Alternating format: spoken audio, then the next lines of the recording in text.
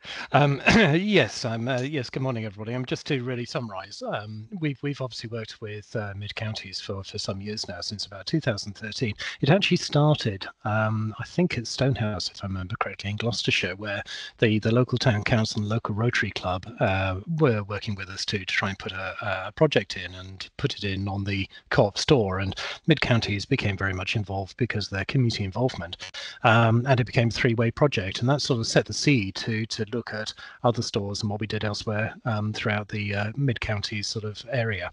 And it has been very successful. And one of the things that we try to bring over in the video is that defibrillators do save lives, but they save lives as part of a process. And that process is to do with education. It's helping people understand that you need to recognize that somebody's in cardiac arrest. You need to recognize that you need to phone the 999 number, ask the ambulance as quickly as you can do, start those chest compressions as quickly as you can do, and then get the defibrillator to somebody as quickly as you can do. So the quicker you can bring those various components together, then the better it is in terms of the outcome for the patient. And what we try to do, whether we're working with Mid Counties or with other organisations, is to put those defibrillators in places where, if a complete stranger was told by the ambulance service the defibrillator is located at point X, could they find point X really easily? And the obvious ones are those shopping centres. Other ones we do are phone kiosks and so on. So what we've done with Mid Counties is to not only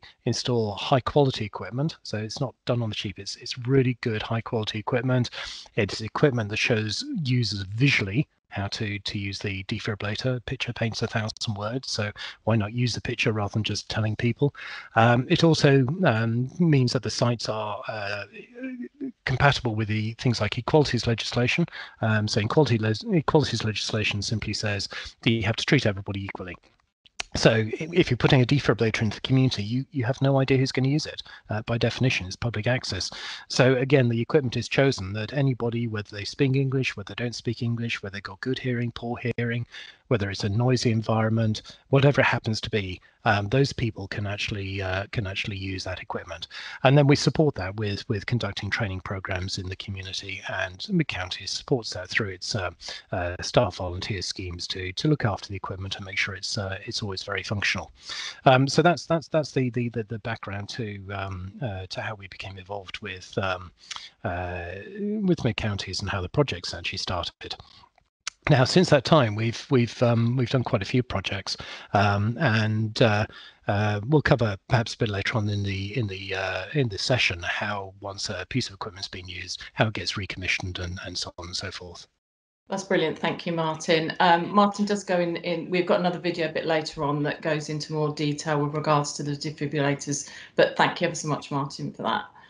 So, why do we at the Mid Counties have defibrillators on our sites?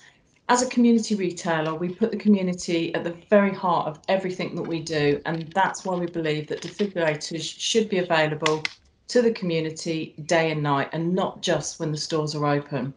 On the few occasions the defibrillators have been used, it has mostly happened outside of store opening hours, which just reinforces the decision we made to have those units situated on the outside of our buildings for all the local community to use. So how do we get a defib onto one of our sites? So once a request for a defibrillator has come in, we liaise with our property team to confirm if the property is leasehold or freehold. If it's leasehold, we need written permission from the landlord before we can proceed. We then work with you, the community, the store and CHT to raise the funds to purchase the equipment, which is approximately £2,500. CHT provide us with all the equipment we need, and a society approved electrician then installs the unit at the site. We then arrange a community awareness stroke training sessions, which is advertised in store, and members of the community can book on free of charge and learn how to use the defibrillator. Colleagues at the site do weekly checks to ensure all the equipment is in working order. And once a year, we fundraise for the £130 needed for the managing solution costs for all the units. So here are just a few pictures of some of the defibrillators we have on our sites. And as you can see, we've even got our mascot, Cooper Bear, fully trained up just in case of any emergencies. So I've already met Martin, but here's a picture of him because obviously we can't see him at the moment because of technical problems we're having. So as you can see, Martin is one of the founding members of the trust, and as I say, unfortunately we're having a few technical problems, so we can only hear Martin today, but he has very kindly pre-recorded his session. Martin will then take questions at the end, so either type your question in the chat or put your hand up when the video is finished. So it's okay with you, Martin, I will now play the video. Fire away.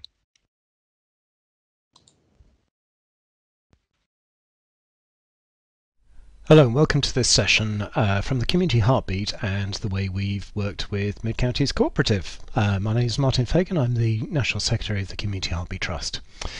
In the next 10 minutes or so, what we're going to try and do is cover a few things. We're going to try and understand who CHT are and what the relationship is with Mid-Counties Co-operative, what is community defibrillation, what doing it right is important, demonstration of a typical community defibrillator, in fact the very one that we're using with Mid-Counties Co-operative, and of course answer any questions you may have. So by way of starting, we've actually worked with Mid-Counties Co-operative since 2013, and the Community Heartbeat Trust is a national charity. We're not a company. We're a true not-for-profit. That is, at the end of every year, any surpluses are used to support needy causes such as homeless centres, children's organisations, etc., religious centres. No money goes to shareholders or similar. We're the leading charity in the development of community defibrillation and training, otherwise known as CPAD schemes. And our ethos is all about governance, sustainability and resilience at the core of everything we do. And what do we mean by that? We mean that all the aspects of the defibrillator should be tracked and records kept, that the defibrillator should be sustainable, so it should be as good in year 10 as it is in year 1, and it should be part of a resilience program within the community. So it's not just about putting a defibrillator in, but it's all the things that surround it, and the first aid and the understanding, and most importantly the education. We're advisors to NHS England, NHS Wales, and a member of the Save a Life Cymru campaign. And in the UK we have the only defibrillator governance system, and that's called WebNOS, and that's been around since 2011. Our other claim to fame is that we were first ever to propose the use of telephone kiosks, and we're still a partner to BT. And the very first kiosk we did was back in 2009 in Hampshire. So let's firstly address the legal issues. The reason for that is that people always ask about legal and can I be sued? And the short answer is no, you can't. You're protected under 3 elements of law, and those 3 elements are when you call 999, the NHS asks you to do something, help the patient, do chest compressions, use a defibrillator, so the NHS takes the clinical liability. You haven't got to worry about that. NHS takes that clinical liability. You're also covered by the SARA Act, which is the Social Action Responsibility and Heroism Act, and that's basically is a Good Samaritan type act that covers you for trying to help anybody in a life-threatening situation. And the third element of law is the law ever being sued. Now, in order to be sued, the person trying to sue you would have to prove that whatever you did made the situation worse than its natural outcome. Well, the natural outcome in cardiac arrest is death. How can you possibly make it worse? It's impossible to be sued. Now there's lots of locations where defibrillators are put. There's village halls, there's obviously the kiosks that we've just mentioned. We're also doing quite a large project called the Street Side Project, which is putting them in advertising kiosks throughout cities. But the important thing is that within Mid-Counties Co-operative, we've actually now worked for about 34 sites across the country, and what we've tried to do is to have standardised equipment with standardised processes, the governance system in place, the resilience program in place, and make sure these are sustainable. The co-op is all about partnership in the community. And that's what we really want to do with these defibrillators, make sure it's a partnership not only between us and the co-op, but also the co-op and the people in its communities. So in every location we put in high quality equipment, we make sure that that equipment is looked after, and the co-ops themselves actually check and make sure that the equipment is well looked after, and we conduct training courses in the community to make sure that everybody in the community really does understand. Now what's it all about? It's this thing called chain of life, otherwise known as the chain of survival. And this is a 5-step process that very simply says that if you can check the patient and recognise that the patient actually needs help, you can call 999 as quickly as you can do and answer the questions of the ambulance service, start those chest compressions and then get a defibrillator on them as quickly as possible. If you can do that process, those 4 stages, in around 3 minutes, you'll save half to 3/4 of patients. If it takes you 10 minutes to do those 4 stages, only about 5% of patients are going to be saved. What that means in reality is that the quicker you can bring all those elements together, the better the outcome for the patient. And that's why we put defibrillators in the centre of communities, so that accessing that defibrillator is as quickly as possible, and therefore the various links in that chain are kept as short as possible. Now the heart, after cardiac arrest, dies by about 20% per minute. Now you often see the figure of 10% per minute quoted by lots of people, and that's fine if you're a dog, but in humans it's about 20% per minute. And the whole idea is keeping that heart alive, and that's where the chest compressions come in. So the chest compressions take over the pumping of the heart, and if they're taking over the pumping of the heart, blood and oxygen goes around the body and the heart stays alive. In other words, you move that graph towards the right. Thus chest compressions are really, really important, and we'll come back to that in a second. So looking at the chain of life again, we check the patient to make sure that they are in cardiac arrest, so they've collapsed, they're unconscious, they're unresponsive and gone a funny colour, and no signs of breathing. So they've got cardiac arrest. So the next thing to do is call 999 and ask for an ambulance. And when you go through to the ambulance service, they're going to ask you two questions initially. One is the patient conscious? And the other question is the patient breathing? And if they're in cardiac arrest, the answer to those will be no.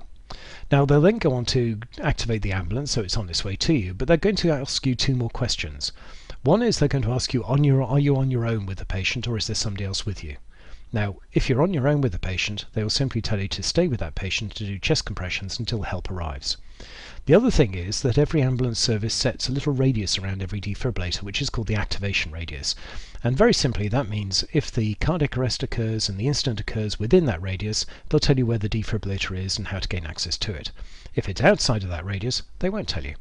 So in situations like that, where people are on their own, or maybe an outlying farm in the village, that's where additional services come in and very useful. So things like community volunteer groups, or vets in our terminology, come in. So part of the resilience program is to say, what else can you do in that community? Maybe we should have communities of volunteers as well to try and help in these medical emergencies. Now cardiac arrest is caused by 92 different causes. Most people think of heart attack, but choking, electrocution, asphyxia, drowning, carbon monoxide, severe asthma, and our friend COVID-19 are all contributors. But the point is, it affects at any age. Anybody from the age of 8 to 88 can be affected. The cause may be different depending on the age group that person's in, and the most common of those is heart attack. That's the one most people think about. But in the UK, roughly 1 in every 1,000 adults per annum, equating to about 60,000 adults per annum in the UK, will suffer a cardiac arrest. Children are defined as 7 and under, or under 25 kilograms, and in this group it's very rare to have cardiac arrest. It's usually around 10 to 20 cases per annum, which if you work that out in terms of the numbers of children in that age group, which is about 3.4 million, means that in an average community a child having a cardiac arrest is going to happen once every 3,000 or so years. So it's not common at all. Now there are differences between heart attack and cardiac arrest. So heart attack is where you have crushing chest pain. Okay, and that crushing chest pain gives shortness of breath and it gives sweating. It can be sudden, but it also can build up over a period of time, and some people think it's a bit like indigestion. And generally it's caused by a blockage in the arteries, usually a blood clot or something similar. And because it's usually a blood clot, what the ambulance service will tell you to do is chew an aspirin, because aspirin dissolves blood clots. If there's oxygen available, then ask you to put the patient on oxygen. Keep the patient calm until help arrives. Now cardiac arrest is different. Cardiac arrest is where the heart sort of goes crazy. It's not a plumbing issue, it's an electrical issue. So the electricity in the heart goes completely haywire. The victim will stop breathing and can't respond. They become unconscious very quickly. Okay, begin those chest compressions as quickly as possible, because you've got to keep the blood pumping around the body and the oxygen flowing. And if you're on your own, you carry on that till the ambulance arrives. Call 999, the call handler will direct you to the nearest ambulance, nearest defibrillator, and if there is somebody there with you, tell them to go and fetch it. So, check the patient, call 999, start those chest compressions. Chest compressions are really important. Doing chest compressions not difficult to do. One hand over the other, elbows straight and locked, press down on the person's chest 2 times per second, and right in the middle of the chest. You know where the middle of the chest is, because if you feel along the bottom of the ribs, you come to a knobbly bit in the middle. If you put your 2 fingers on that knobbly bit and then rest your other hand with your little finger resting on the 2 fingers, it means your hand's in the middle of the chest. Okay, it's also roughly approximation between the nipples. So press down about 2 inches, 5 to 6 centimeters. Okay, third the chest depth in somebody who's a fairly small frame, and pump away 2 times per second. Okay, so it's 1 and 2 and 3 and 4 and 5 and 6. Allow the chest to fully recoil between the compressions because you've got to leave time for the heart to refill with blood again before you pump it. Now, because of COVID, okay, we don't give breaths anymore, and it's really advised you put a light cloth or a handkerchief or something similar over the patient's nose and face. Don't give any breaths, and if you want to practice this at home, use a good stiff pillow off your bed or 2 toilet rolls tied together to practice at home. But remember, you cannot harm the patient, number one, and don't worry if you hear a crack, just carry on. Okay, all that is the ribs dislocating. It actually gets easier, so I wouldn't worry about it. So you carry on those chest compressions, okay, until one of 3 things happens. Either the patient recovers, which is unlikely in cardiac arrest, but it may happen if it's respiratory arrest. Number 2, you're too tired to continue. So if you are on your own and you're doing chest compressions, you're going to have to take a rest sometime. So every 200 or so compressions, take a 15-second rest. Catch your breath. Or number 3, someone or something tells you to stop those chest compressions. That could be another rescuer, or when the defibrillator arrives, one of the commands on the defibrillator will be do not touch the patient. So if the defibrillator says don't touch the patient, don't touch the patient. Okay, so the person who brings that defibrillator is in charge of switching it on and following the instructions. You are doing those chest compressions. You do not stop those chest compressions until the defibrillator or something similar tells you to do so. So stage 4 is the defibrillator itself. Now there's lots of different types of defibrillator on the market. Not all are suitable for community usage, and nowadays the more modern defibrillators are those which have visual display units, little TV screens to actually help the person along and to give instructions. And that's quite important because there is a thing called the Equalities Act which says you've got to treat everybody equally. So why put a defibrillator in that only talks to you? So anybody who's hard of hearing, doesn't speak English, noisy environment, you're immediately discriminating against them. And that was one of the things when we worked with Co-op, we looked at different equipment, and we actually chose that yellow one on the screen there, which was actually designed for community usage. And it gives you all those instructions, and it'll show you how to actually do the rescue. Now, defibrillators save lives, but only done as part of this chain of survival. And of course the support of Mid-Counties Co-operative. But remember, you cannot do anything wrong with a defibrillator. Okay, it will not do anything unless that person is in cardiac arrest and needs a shock. So sometimes that defibrillator is going to tell you no shock advised, and sometimes it's going to tell you a shock is advised. So whatever it tells you, just follow. Don't worry about it. Don't try and question it. It's the doctor on scene. So whatever that defibrillator tells you, that's the correct thing to do. So defibrillators save lives, but only as part of this chain of survival where you recognise the patient has a condition, you dial that 999 as quickly as possible, you start those chest compressions within 60 seconds of that phone call, you get that defibrillator on somebody as quickly as possible, and hopefully the ambulance arrives and takes them off to hospital. So in summary, it's working with you to save lives.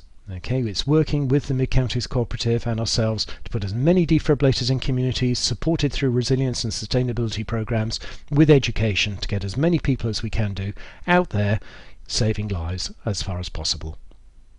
Thank you very much, and we'll take some questions now. Right, so has anybody got any questions for Martin? If you have, you can put your hand up. Oh, Joe, if you want to take yourself off mute, my love, and ask your question. Can you hear me? No, you need to speak up a little bit, Joe. Can you hear me now? Yes, Martin? I think so. Yeah. Yes. You've put yourself on mute again, Joe. Are there any in the by the Bicester stores?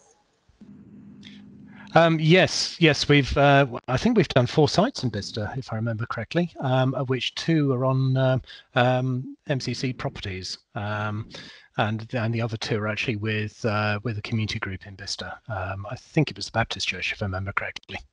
But certainly 2 in Bicester are on cooperative properties. Thank you. Okay, Joe. I think we've got some, haven't we, Deb, that were sent through previously? Yeah, we've got 2 or 3 questions from colleagues, members that weren't able to join the session this morning, but obviously we'll watch it when it's recorded. So if I can put those to you both, Martin and Karen. Question, is it only food stores that can get involved with organising a defib, or can we No. extend this across our trading sites? No.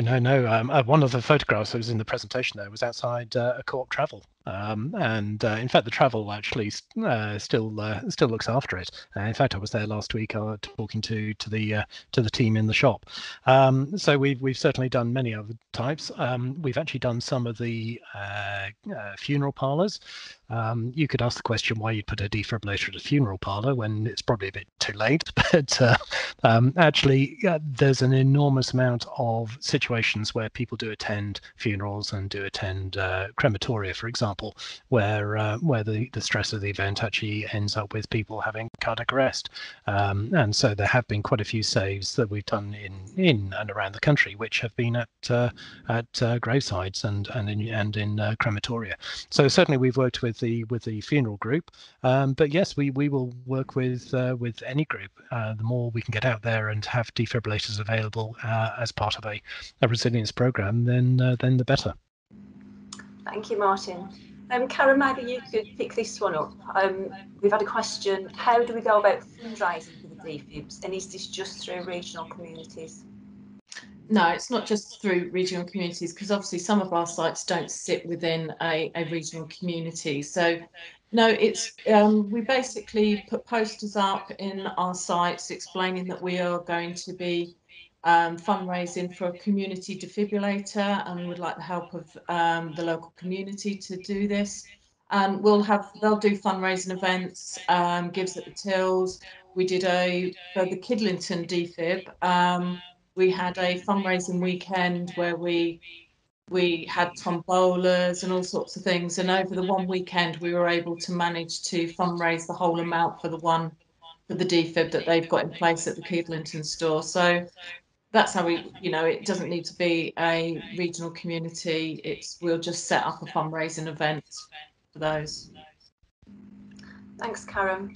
Again, Martin, I think you may have touched on an element of this in your presentation, or you were talking earlier. But we've had a question: how was the relationship with Community Heartbeat Trust first developed, and how did it all get started, us working together? Yes, the first contact I guess we had was really as a result of Stonehouse, and we also have a national project with Rotary, and Stonehouse Rotary contacted us and the town council to say that they'd like to work on a project, and they proposed using the store there as a site to place it. So we started talking to mid-counties about that, and that led to various presentations with mid-counties themselves, and we developed this project really as a result of that initial contact. Okay, thank you. And the one final one again, Martin, hopefully you can answer this. If there's an occasion where a defibrillator is out of use, maybe for maintenance or it's been damaged, what's the process that Heartbeat Trust undertakes to get the unit back online quickly?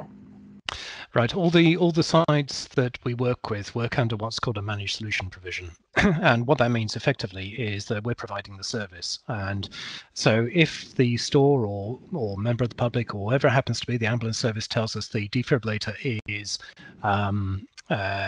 out of action for whatever reason, that will then be reported through the online system. It will be taken out of action. We will then investigate it. If there's a repair necessary, we'll actually take that defibrillator back. We'll actually loan one so that the store is not without one, and the community is not disadvantaged in any way. We'll take that away, we'll mend it, and then obviously the repaired machine will come back at some point in time. Okay, thank you. And then one other question popping up in the chat, Martin, again, as a ballpark figure, do you know how many people each year are helped by community defibs? It's a very difficult question to answer because, like all things, this comes under medical sensitivity and confidentiality, and not everybody wants to let you know whether a rescue is successful or not successful. So it's a bit difficult to find out. So there's two bits of information that we do have, and I fed this back to one of your stores the other day. If you look at national and you look at how many successful rescues have been done through projects that we have put in throughout the country, and we've done, in addition to obviously what we do with yourselves, we've done around 6,500 projects around the country. Out of the 6,500, we've had about 1,600 successful saves in the last 10 years. We've only been measuring it since 2011, but in 10 years to have 1,600 successful rescues is really quite amazing. The other piece of information is the statistics that the ambulance service feeds back to NHS England. And what we can do is we can look at that and we can regionalise that. So although we can't get it down to a very close, tight-knit geography, what we can say is that, say, for example, within Gloucestershire, we can work out how many saves there have been, and by saves we're defining that as the technical term return of spontaneous circulation, so ROSCs. So how many ROSCs? In other words, was the patient alive when they arrived at hospital? So were their life saved in the community, but through the use of a community defibrillator, and did they arrive at hospital alive? And those figures have gone up from around 2% in the year 2000 to around, certainly in the West Country at the moment, in Gloucestershire, around 25%. So that's a really impressive statistic. The figure of people surviving to leave hospital is slightly different. And there's two reasons for that. One is they measure the outcomes differently, so you've got two different points of measure there.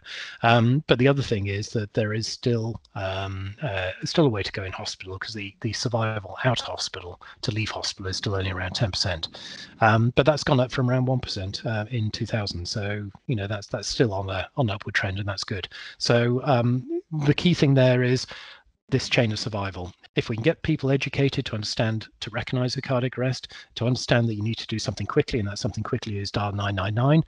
The ambulance service are tasked now nationally to get you doing those chest compressions within 60 seconds, because it's all about speed, and then get a defibrillator to people as quickly as possible. So put as many as we can in locations where it's easy for people to find those, and the equipment itself is robust, it's solid, it's dead easy to use, and it's very visual in the way it actually helps somebody do a rescue. Then we'll save even more lives. Thank you, Martin. We've got some great comments popping up. We've got just one more at the moment. How can we help the community to understand it isn't just about buying the equipment, but making sure it's maintained? This is really, really, really important. We did some survey. We've done 2 bits of survey actually in the last couple of years, one of which last December, which says that if you look at all of those community defibrillators that are out, that have been put in by lots of different organisations throughout the UK, about a third of them at any point in time are not working. And the reason they're not working is not because people haven't gone out and done some very altruistic stuff and donated money and put a defibrillator in. It's because they forget that that's only the start of the journey. It's not the end of the journey, it's the start of the journey. When the defibrillator goes in, that's where you're really starting your project in the community, because then you've got to maintain that, you've got to look after it, you've got to run education in the community. And that's why the project with Mid-Counties Co-operative is so good, because what we've done is we've addressed that. We've taken these to be holistic projects rather than just tick a box, put a defibrillator in. So they are medical devices, they do need looking after, they do come under legislation, and I'm very pleased to say the support that we get from the co-op is outstanding. Thank you. Anyone else for any more questions? No? Okay. Thank you, Martin, so much for your answers. Karen, thank you. Yeah, you're very welcome. Thanks very much. Thank you, Martin. That was fantastic. Right. Just so I know, I understand some people are having problems with the videos. I have put my email address in the chat. So if anybody wants the link sent to them, if they drop me a quick email, I'll send the links to the videos out to you. Right. So I'd like to just now show you a short video from our Society President, Helen Wiseman, to formally close this session today. Hello, I'm Helen Wiseman, Society President, and I'd like to thank you for joining us for this session today. I hope that you found it both interesting and informative. This is part of our ongoing commitment to get members more involved and listening to their views on the society that they own. I'm delighted to tell you that we've been nominated as Leading Co-op of the Year, and you can find out more about how to vote in this award at the end of the video. And finally, I look forward to our AGM on the 13th of May. I hope that you can join us, take part and vote on issues that matter, and find out how we are driving the success of your society, supporting our communities and working towards a better, fairer world. Thank you. Right. So if you would like to join us at our AGM on the 13th of May, you can register on our website, or you can scan the QR code that's on the screen now. So I'll leave that a couple of seconds in case anybody wants to do that. Other than that, you can register on our website. And as Helen mentioned, we have been nominated for Leading Co-op of the Year. So if you'd like to vote for the Mid-Counties Co-op, you can do this by visiting the website on the screen, www.uk.coop/vote. So that's all that's left to say, but a big thank you for all of you for joining us today, and a big thank you to Martin for a great presentation. Enjoy the rest of your weekend, everyone, and goodbye, and thank you very much.